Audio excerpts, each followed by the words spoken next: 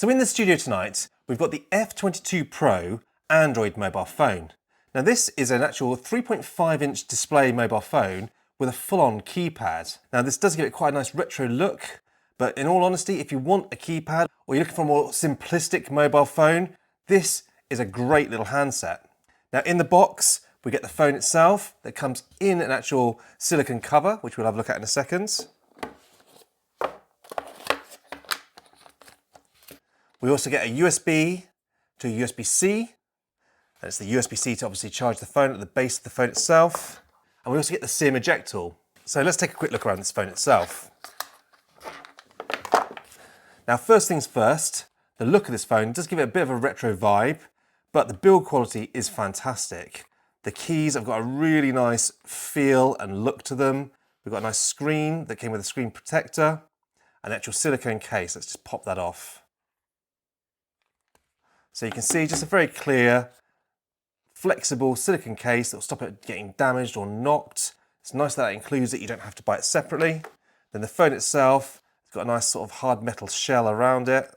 The shell itself is a nice dense plastic. It almost looks like a brushed metal, but it is plastic, but feels very high quality. As we look to the left side, you can see we've got the SIM tray, and on the right side, we've got the up and down rocker for the volume control. On the bottom, we've got the USB-C port, so you can charge the phone. On the top, you can see we've got a microphone and an IR light. As we look to the front of the phone, obviously we've got the 3.5-inch display we talked about. We've got the keypad with a little dial there, so we can navigate the menus. And also, unusually, in the bottom right-hand corner, we've actually got the camera. So it's not actually trying to be crushed up above the actual screen. We have it in the bottom right of the keypad. So I'm going to quickly fire up and set up the actual Android operating system, and we're going to check out the screen and the actual use of the phone. Now the first thing I want to just talk about with the screen itself, it is quite small compared to say like an iPhone, but you do have that dedicated number pad below. Now once we're into the Android operating system and we've set up our Wi-Fi password in the system itself, we've got a nice clean Android look and feel to the phone itself.